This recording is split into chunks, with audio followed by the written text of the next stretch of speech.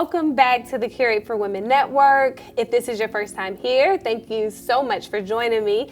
Today we are sitting with Miss Tia Whittington. Hi, Tia. Hi, Victoria. Tia, I know that you hate the spotlight, but I am so grateful that you said yes and you joined me today. Thank you for having me. Yes, so Tia is the CEO, owner, and operator of HKyle Boutique in Gonzales, Louisiana. If you are from Baton Rouge or this surrounding area, then I know that you absolutely love shopping at HKyle. But Tia. Yes. Tia, well, also Tia, like most entrepreneurs, you didn't start in this space. No, ma'am. Right? Have you ever worked retail before? I actually opened the first Coach store that we had in Mall of Louisiana back in like 2008. And that was my first and only retail job, and I hated it. I know, because retail is hard. Retail is hard, and I ended up asking to be like the stock girl, or I did stock, and I also did, I would ring people up. I was like, I'm not good at selling at all. I was like, that's just not my thing. Well, Tia, first of all, a lot of people who have like a true heart of gold, right? They almost cringe when they feel like they have to actually sell something to somebody. But then I feel like your personality is just like a natural salesperson. Yeah, and I think it works out better because I'm truthful. So if it doesn't look good, I'm gonna say it doesn't look good. This is a fact. This is a fact. Well, what I'm wearing today is from HKyle. We love it. And I love it. I actually saw it on Tia, and Tia, sometimes when I see you wear stuff, I'm like, oh, that's cute. I'm not even gonna think about it for me.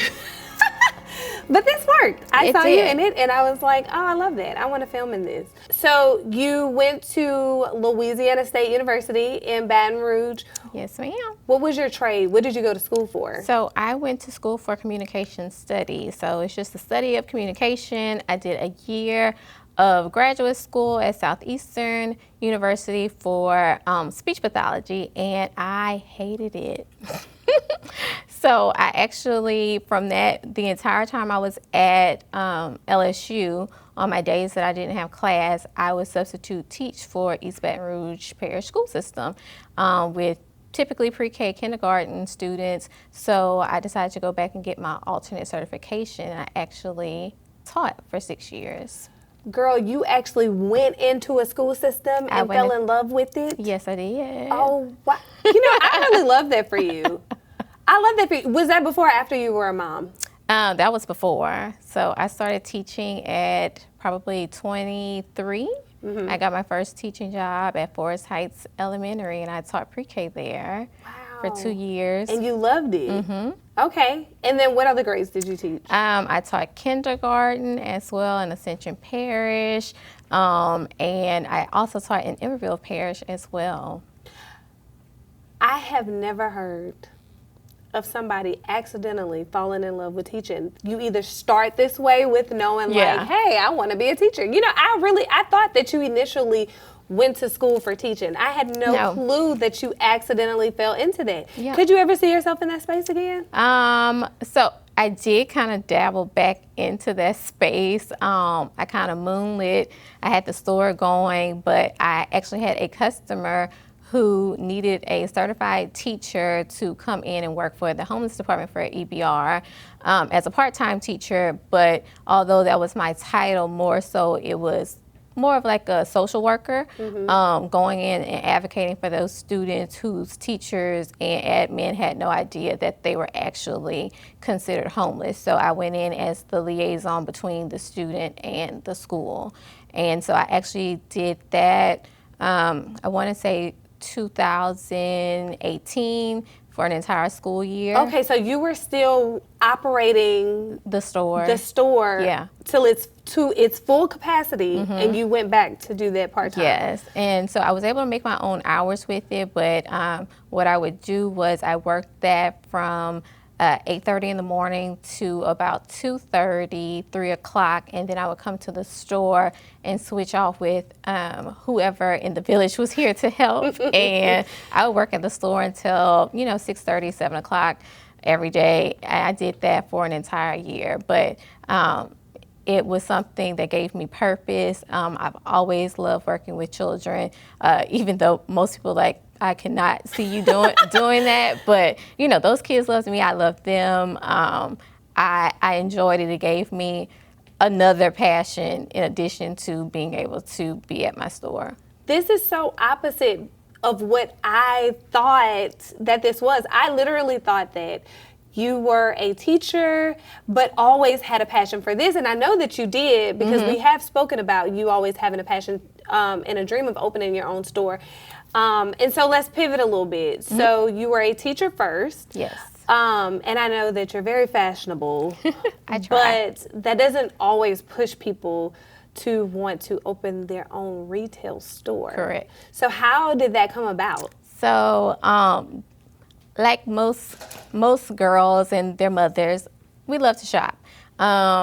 So our Saturdays consisted of us starting at Ham and Air, maybe at 10 o'clock in the morning. Our is your and your mom? Me and my mom. Okay. I'm an only child. My parents' miracle child, rather. They got married when they were 21. They didn't have me until they were 31. They told my mom that she couldn't have any children. And she had all kinds of surgeries. They actually were going to adopt, and she found out she was pregnant with me. And so I was her little mini-me. So we shopped every Saturday Tia, religiously. And I mean, when I say we left early in the morning, we came back with bags, Ham and Air, Cortana Mall, anywhere. Old Baton Rouge. Old Baton Rouge. We shop till Yeah. we drop. That's always our thing, finding little boutiques. There's actually a boutique that was out here in Gonzales, Best. That was one of our favorite boutiques. We would come out here and shop because I didn't like looking like everybody else. So our thing was always, when she retired from Oxnard, where she worked, that we would open up a boutique together. Okay. And so how did we talk about these things, right? We always say, I want to do this, I want to do that. But what gave you the courage to just execute? When was your moment where you were like, okay, I got to make this happen? So it also happened on accident. So while I was teaching in Everville Parish, there was a day in December, we had a hard freeze. And although the surrounding school parishes had closed, Everville did not close. So I still had to drive from Gonzales to Plaquemine to go to work. And we knew that there was a possibility we would lose power and all of that. So I think a few months earlier, I've always had a knack for doing my bulletin boards in my classroom. So I had this little machine where I cut my letters creative for my bulletin boards, and I had done some research and found out that you could cut this material called vinyl. And so I found some vinyl, and it was glitter and sparkly, all the things that I love, and I made a monogram sweatshirt with my initials nice and big on it, put that on, threw a coat on top of it because I was like, I'm going to be warm. If I have to be there and be cute and be warm. And everybody at because school. also when you look good, you feel good. Exactly. Okay. So everybody's like, where'd you get that sweatshirt? And I was like, oh, I made it. And they're like, wait, what? I'm like, yeah, I made it last night, And I want to order a sweatshirt. How much does it cost? And I was like, you want to order a sweatshirt? Let me see. And so I was like, well, let me figure out a price real quick. And by the time I left school that day, I had $600 in orders. Wow. So, yeah. So I had $600 in orders, and I was like, because what? you were the Cricut lady before Cricut was a thing. I was the Cricut lady before the Cricut was a thing, even though I didn't have a Cricut, I had a Silhouette. And so those were even newer. Old school. Yeah, I'm old school. So I got those orders, and I figured it was so close to Christmas. People were using those as Christmas gifts. I was like, after Christmas, it'll taper off. People, they won't be concerned about it. Mm-hmm. Well, it never stopped, and then it just kept growing and growing. So I opened an Etsy shop up, and then this was also around the time where influencing was starting to become a thing, but not really. And I found a local blogger in Gonzales and reached out to her and asked her if I could send her a PR box. And I sent her a box, and it was a monogram baseball tee, and she took a selfie of herself in it, just, from the chest down, and she posted it on Pinterest as well with a link back to the Etsy shop. And I was on vacation, turned my phone back on, I had like 100 orders. And so from there, it just influencer lady. Yes, well, do you remember her name? January Rizzo. January Rizzo. Is she still an influencer? She is still an influencer. Wow, thank you. And so that image is still on Pinterest, circulating around, which is crazy. But now it has nothing to link to because the Etsy shop is off. Closed. Okay. but yeah, so it started on accident, and literally, How did you know to do that? How did you know to reach out to an influencer? Because this makes me just think that you are a natural entrepreneur.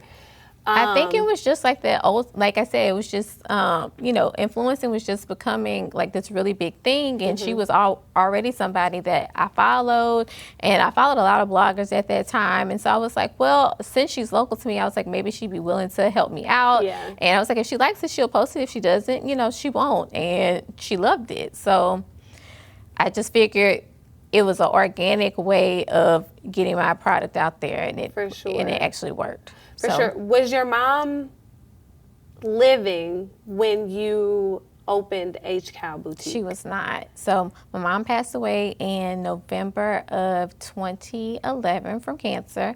And so I was like, well, I'm just going to teach. I'm not going to worry about, the fashion thing. And which was crazy because my mom actually, she went to school for apparel and textiles and merchandising is what they called it at Southern University. She was her class marshal, really good. She could sew anything from just a picture. She made her own patterns. Wow. So a lot of the times when I was younger, a lot of things that I wore, my mom actually made because she was that good. So if I saw something in the magazine, and you actually liked it, if I saw something in the magazine and I'm like, I want this, she's like, I can make it. We would go to the fabric store together, pick out the fabrics that I wanted, and that means so much to you as a little girl, like wearing clothes that your mom made. You have so much pride in that. Yeah. I'm gonna say this, and if my mama watched this episode, she's probably gonna kill me. I remember when my mom made me, it was like 3 outfits. You remember those like outfits in a pack where you could you follow the pattern and you make this outfit?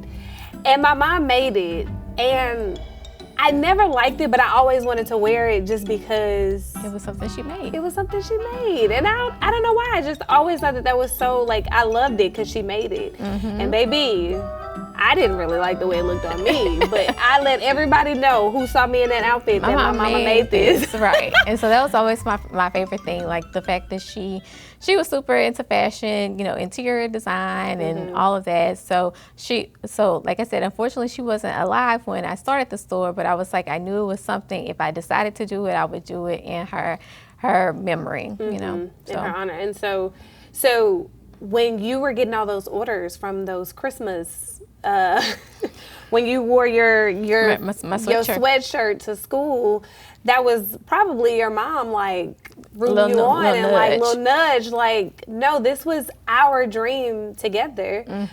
Do you think that if your mom was living right now that she would be proud of where you are with HKyle? I think she would. We probably have several locations by now if she was still here. But I will say that my mom was very timid. So she wouldn't have wanted to open a store on her own, or she would have been too scared to do it. Whereas I'm just like, you would have had to push her. And then she ended up pushing you. Oh, I love that.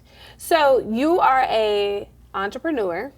Your store does amazing. I absolutely love HKyle. Y'all, I'm trying to get her to move this store back to Baton Rouge.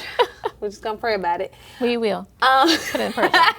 I'm gonna put it in my prayer jar, which we're gonna show y'all what that is in a second. I'm so excited about these prayer jars. We've been talking about them forever. But you are an entrepreneur. You're a mom. You're a wife. Let me reverse that. You are an entrepreneur. You are a wife. You are a mom. How is that juggling all of those hats at once? Oh, it's hard. It's hard. It's definitely having to find the balance. You don't want your spouse to become your roommate, right? Because you're focusing so much on the business. You don't want the kids to feel like they're on the back burner because you're always worried about the business. So I will say that the majority of the time I have an extreme amount of mom guilt, especially because I am a solopreneur. It's just me. I have no help at the store for the most part. So, it's always like, the kids are, can you come to lunch? And I'm like, well, I can't come to lunch because the store just will have just opened 15 minutes before, and like, oh, so and so's mom came to lunch, but why couldn't you come to lunch? So it's an extreme amount of mom guilt. Girl, first of all, mom guilt is something that will really take you out. Like, because when you think about all the things that you have to do, but then also I feel like mom guilt comes from us comparing ourselves to our moms. And who seemed like they had it all together. Who seemed like they had it all together, right? Or it may have just appeared that even though they had a lot going on, it always felt like they put us first. And we never had to think about their juggle. Exactly. We never had to think about their balance. But I was actually just talking about this whole mom guilt situation and like how I always feel like I have to make something up to my children, like make it up to them, like whatever it is today is all about you, type of deal. So mom guilt, but then there's also wife guilt because you and your husband are not business partners, right? We are not business partners. It's 100% mine and mine only. But he also has a very demanding job. So sometimes. So what does your husband do? My husband is assistant principal at Dutchtown High School. Okay. And that is a demanding job. That's a demanding job with about 2,600 students. And, he has admin stuff to do. He has games that he has to chaperone, things that he has to constantly be at. And so sometimes it can be like we're like ships passing in the night because, he has to stay at work until 9 o'clock to do X, Y, and Z. And by the time he gets home, I'm asleep, or vice versa. So, and then of course, I still do other things in the community besides having a store. Right. I'm in junior league. I'm on Fort Cancer exec board, and so we both have all these different things, but we try our best to make time for each other. We're that couple that like, let's find one show that we watch together and we only watch that show with each other. We don't watch ahead. And so it's like date night. He don't leave you behind. Yeah, we don't leave each other behind. And if you have, you better pretend like you never saw that episode. So do not leave me. Exactly. On a show that we started together. Exactly. Girl, that's now, fighting if you give me permission to leave, or Tia, you don't want to be leaving him behind. No. It's usually like he's like, one of our shows that we watched was This Is Us. And I think we made it through one season before he was like, you can finish the rest of the seasons without me. He was like, this is just too emotionally taxing. He was like, I cannot take it. There's a million episodes in one season. Like, he was like, I cannot take it. He was like, you watch the rest of them without me. I love this show. It definitely like gives you this connection with yourself. It gives you words for like even emotions that you feel that you don't even know that you feel these things, right? Yeah. But girl, that show got like a million episodes in one season. I'm with your husband. Yeah, so we had to let that one go. So we're about to start Game of Thrones because I've never seen Game of Thrones, and so he always makes all these references, and I never know what he's talking about. And so we are going to start that this week. So he's already watched. He's watched it. I tried, and he was like, it's because you didn't start from the beginning. So we are going to start from the beginning. We are going to see what happens if I can. I can make it. So if you know me, I deal with like FOMO a lot. Like people give me invitations, right? And I will decline, but still have FOMO that I didn't show up. Yeah, I'm like that about shows too, and everybody's like, oh my gosh, this episode of da-da-da-da. I have no FOMO about Game of Thrones. Yeah, and I kind of feel like I don't either. But just something to do with him. But it's something to do with him. Our other show was Insecure, and Insecure ended. love Insecure. Yeah, so that was our show. Like, that was our show. Okay, so speaking of Insecure, I had asked this on one of these episodes before. Do you ever have an Issa Rae moment where you get in the mirror and you talk to Mirror Bitch? All the time. I probably talk to her every day. And it's usually while I'm at work because, you know, something has happened, or I feel like I've let somebody down, a customer, or I'm just like, all right, we still have 5 hours of work. You got to get it together. Get it together. And, you know, I will not say I'm not above going in the back and getting that little bottle of liquid courage and having a midday shot. So I am that girl. Yes. As an entrepreneur, sometimes do you feel like, maybe I'm not cut out for this? All the time. What? All the time. Why? All the time. Why? What makes you feel like that? And then what helps you get back to this space where you're like, I'm totally cut out for this? So, like, I have no background in business. No one in my family has any background in business. So I'm literally, you know, they all think like, oh my God, you know, Tia's amazing. She, you know, she has this, she got this on lock. And I'm like, y'all, I am flying by the seat of my pants sometimes, or they're just literally some things that I don't know or I didn't know. And, you know, I've learned some very expensive lessons that I hope other people don't have to learn. But you figure it out. I always figure it out. I'm always gonna figure it out. And you're always learning something. I'm always learning something. I'm always enrolled in somebody's class or doing something as if I have all the time in the world, and I don't. Because you did Goldman Sachs. You did the Goldman Sachs cohort. How is that, girl? Solopreneur. Solopreneur. You are doing this all by yourself, and you did Goldman Sachs when it was completely virtual. Yes. Which means you did it every single day. Yes. It was very hard, but it was a rewarding experience. I'm glad I made it through. At some point, I was like, I don't think I can do this. But it went well. I'm appreciative of being able to have that, like, mini MBA experience. Now, I do feel like I should have gotten an actual diploma at the end and not a certificate of completion. We deserve. But because, I mean, technically we're enrolled as students, it's Delgado. But, you know, it is what it is. But I'm going to just start telling people I got an MBA. From today forward, y'all, I have an MBA from Goldman Sachs because we both have an MBA. Yes. Because they wore us out. Okay. But it was worth it. It was worth it. And I feel like when you're running a business by yourself, especially because there's no accountability partner. There's nobody here. Like, I'm in business with my husband, and he is definitely an accountability partner. Sometimes one that I don't want all the time. I'm like, I don't need you to hold me accountable right now. I need your chest as a pillow to cry on. Right.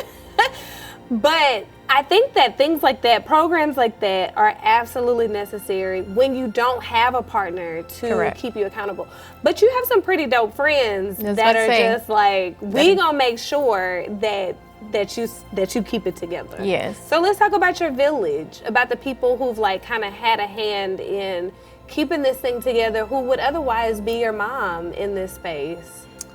I mean, there's. You don't have to name them, but I know that there is so many. It's so many. Yeah. And parts of my village just show up right when they're needed. They'll just show up, and I'm like, you know, what are you doing here? Like, oh, I bought you a card. The card might have something in it that I did not ask for. And I'm like, they're like, you know, do whatever you need to do with this. I have friends who I can call on for consulting needs who never send me an invoice. Not saying that that's a great thing to do to your friends, but, you know, I know that they're in my corner and they all want to see HKyle win. So. Yeah, and we want to see you win.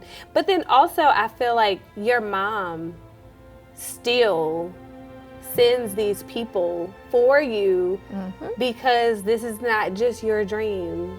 And who knows, this was probably her dream for you, but probably had to just give you that little nugget before she left here.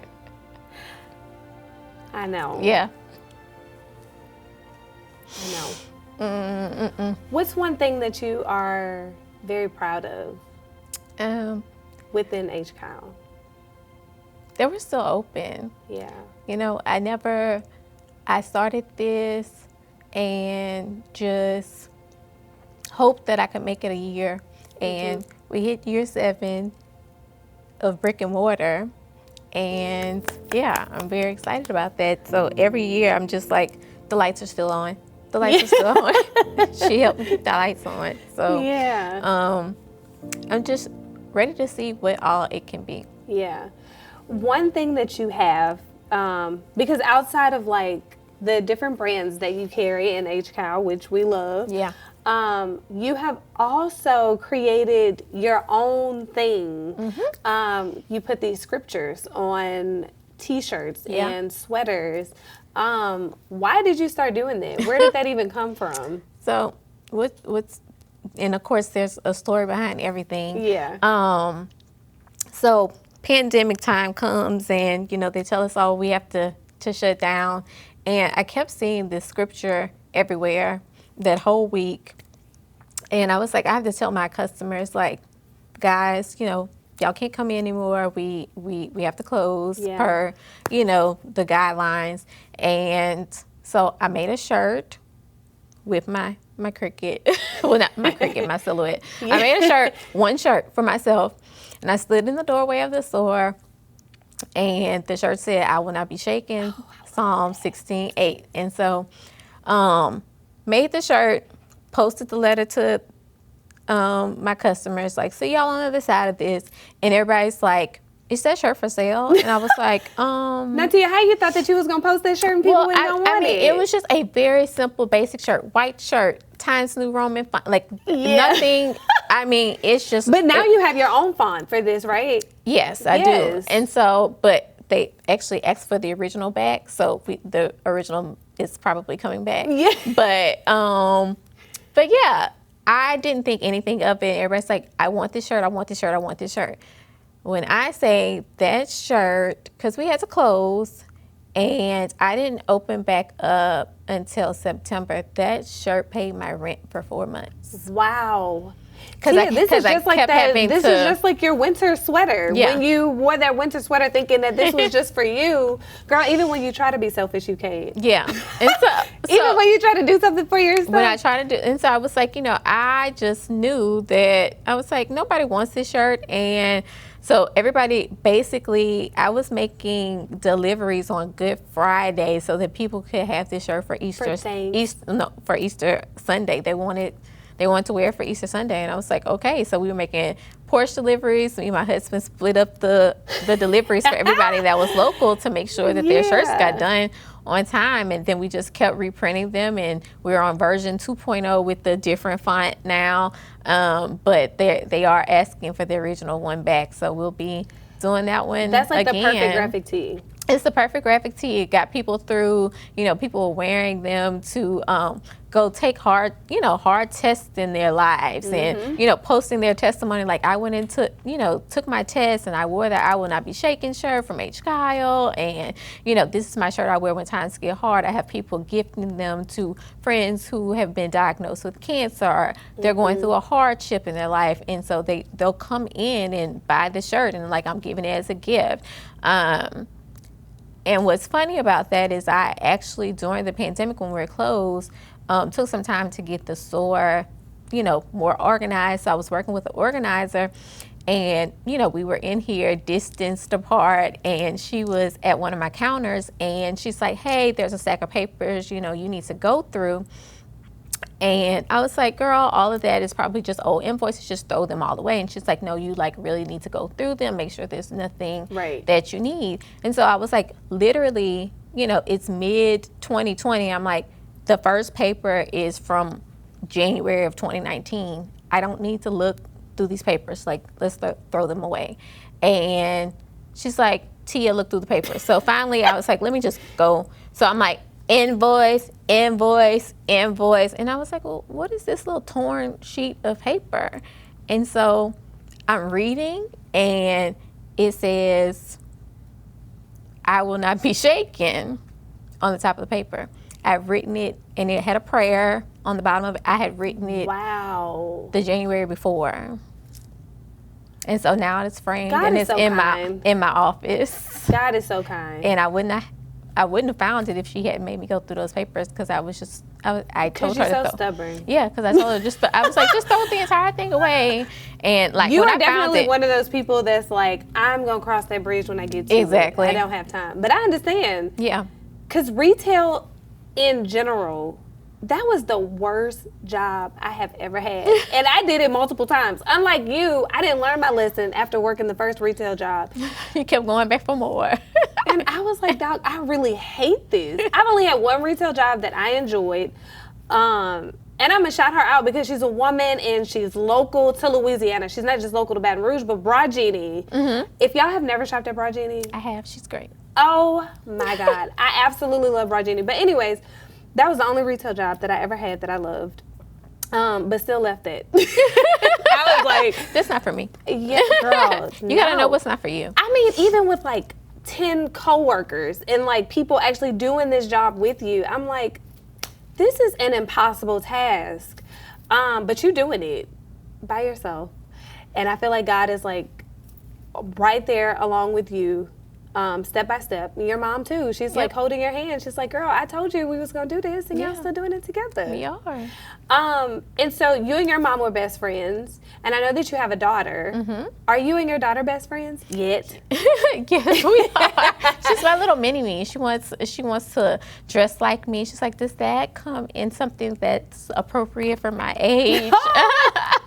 And she's very much so a child. How old is she? She is 9, and her name is Harper. So, of course, the store is named after her. So her name is Harper Kyle. Oh, I love So the store is not named HKyle. It is HKyle. Right, it's not HKyle. It is Harper Kyle. Harper Kyle.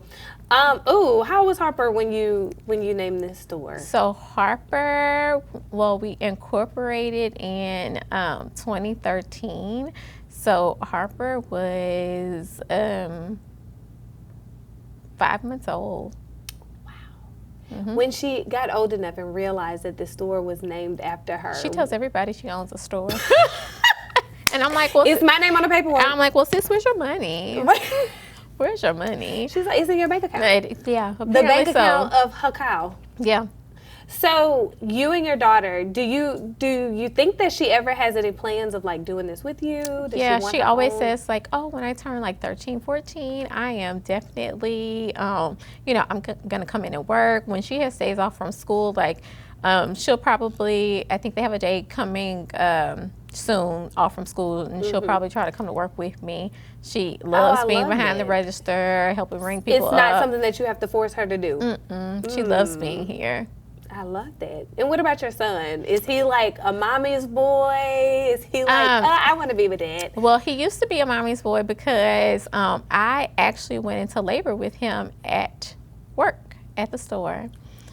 Girl, stop. And 2 weeks. Because you in here by yourself? Yes. Wow. And 2 weeks after I gave birth to him, I had a very big order that had to be completed. And he came to work with me strapped on my chest and he came to work with me every day for a year. The work has got to be done. It has to be done. So he came to work with me. Everybody knew that he would come to work with me. I have really great customers, still great customers, but they knew he was always here, and so they would come and, play with him, feed him, do whatever. Especially if they weren't doing anything, like, oh, I'm gonna go hang out with Tia and Baby Wit today. Right. So he would still shop Baby Wit. I love that. Until he started daycare. As an entrepreneur, what is one of the hardest lessons that you've had to learn? I'm gonna be very transparent about this. Y'all, when you have a business and you have to register your business and pay taxes, they're not kidding. Pay your taxes. Pay your taxes. Pay your taxes on time. And if not, they will find your bank accounts and they will take your money. They will take it. Oh, my God. They will send someone to your business to remind you that you have not paid it and wait for a check. Whew. We thank God for deliverance. We thank God for deliverance. A lesson I do not want to learn it'll never happen again. I don't want to be on anybody's payment plans for taxes. And that's just being completely transparent. I made a joke last week.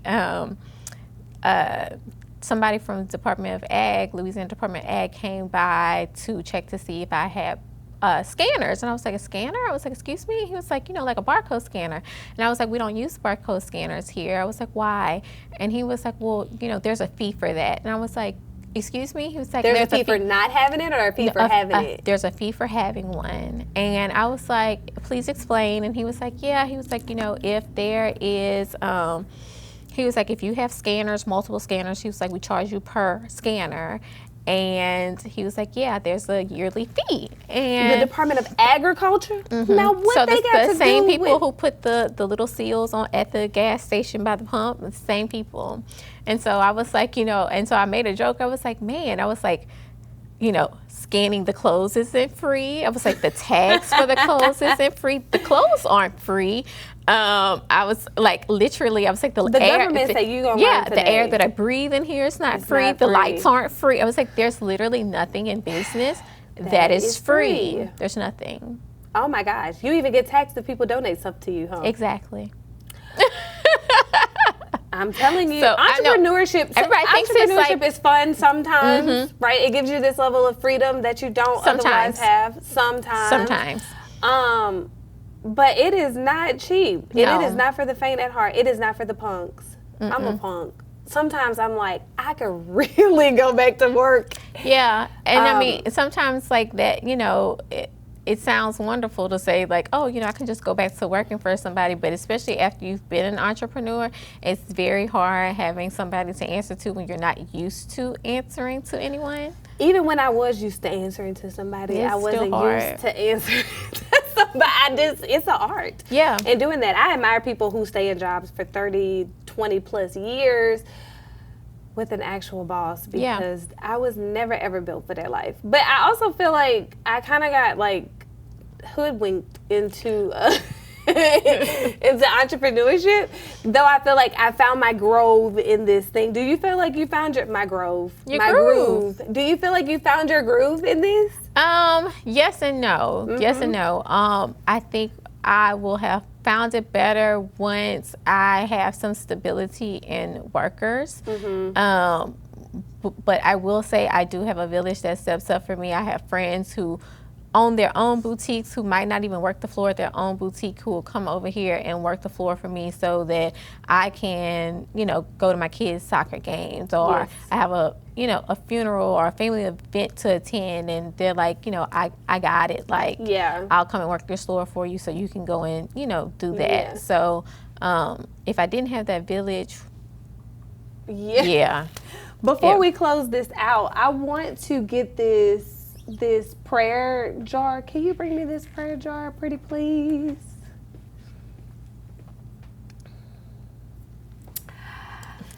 Oh, this prayer jar. You have spoken about this prayer jar. Yeah, and of course it has a story too. Yes. Everything has a story. That's why I wanted it in this episode, because I actually want you to talk about this prayer jar, what it means to you, and what this means for the legacy of HKyle. Yes. So I should have asked for some tissue too. No, I probably won't cry this time. Maybe not. I don't know. But the prayer jar. So the prayer jar started, of course, during lockdown, COVID, whatever. Everybody wanted to get together for New Year's Eve, but it just wasn't safe to do so. But decided to get together with a few friends, and we had talked about doing vision boards. And I didn't want to do a vision board. I was like, that, that's been done. I was like, what about if we did prayer boxes? So we did these prayer boxes, and we went around the room, saying, and we did this with our closest friends, so it's about 6 or 7 of us, saying, things that we wanted for the upcoming year. We also put other friends' prayers in our own prayer jar so that we would remember when we were praying to not forget to pray for those friends and those specific intentions that they wanted. Well, I just didn't like the aesthetic of the cardboard box situation, so I switched mine to a clear jar. Well, I started talking about it on social, my prayer jar that I'd made with my friends. I was like, well, I switched mine from a prayer box to a prayer jar, and I would film myself like dropping them in. Mm-hmm. But also when I take them out, because I know someone's has been answered, I'll take a picture of it and send it to them. So sometimes I'm praying for people and they don't know I'm praying for them. I actually did it one day last week. You're the friend that everybody need, girl. I did it for somebody last week, and they were like, I didn't even know I was in your prayer jar. And they were like, I didn't know that you paid attention enough to what I was saying to know to even put that in there. And know when to take it out because Yeah. you know that this prayer has come to pass. Oh, I love that. And so, So people- thoughtful. And I know that y'all can't see this from here, but Yeah. the font that's on it is actually the font on the sweatshirt. sweaters. Yep. That So, says, I will not be shaken. And then they have my logo on the lid. I So love it is actually HKyle branded, and this year we're actually trademarked HKyle, so that's our official trademark now. Yes. And, so I love the prayer jar. I love the meaning behind it. I do think it works. I love it, and people know about it. Like Praying I will with get, intention. I'll get messages from people who follow me who I've never met in real life and ask to be put into my prayer jar. So I decided to make this for my customers, so that they can have their own prayer jar at home. So they'll have it. like a little slips. I with cannot them. wait to have my prayer jar. Let me see this. Oh, I can't wait to have my prayer jar. Psalm 16, verse 8. I will not be shaken. Okay, I love that. I love that. We're going to put this right here by your mom. Yes. I know y'all probably can't see this part either, but we have Tia's mom, a picture of her, and also my tree. My fiddle fig her tree named after her mom. Yes, named Martha.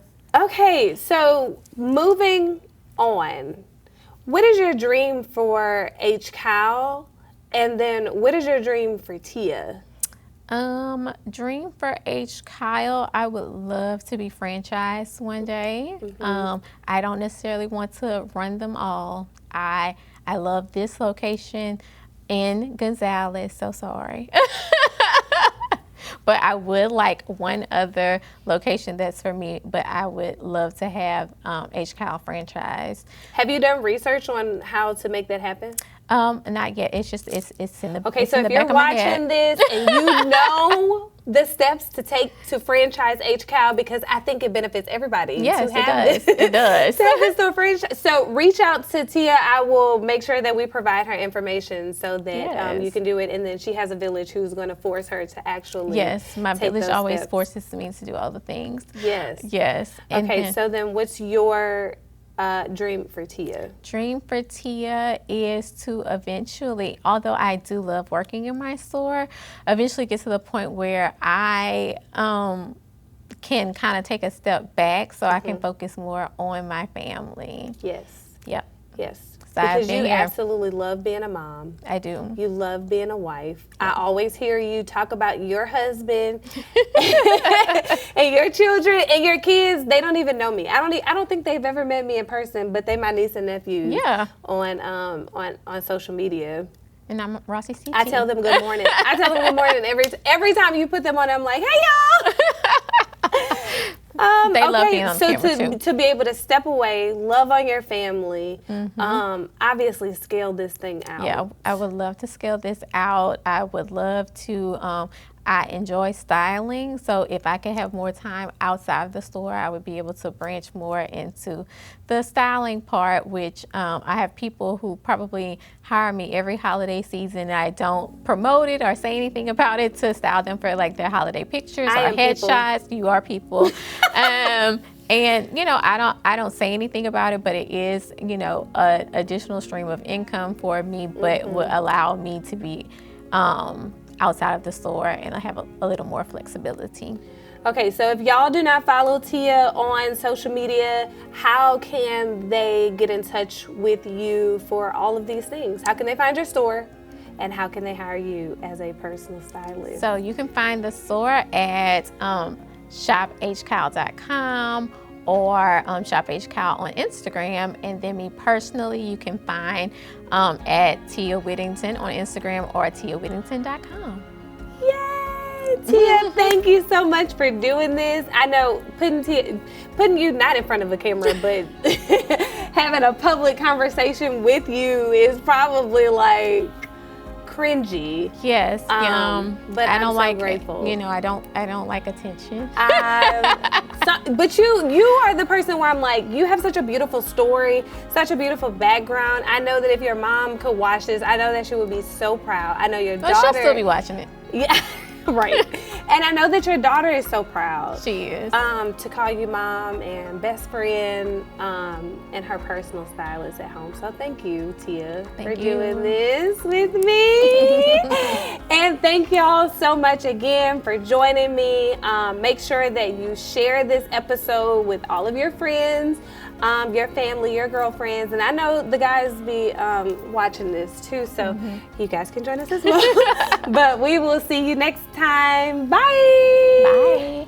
Are we doing this? Yep.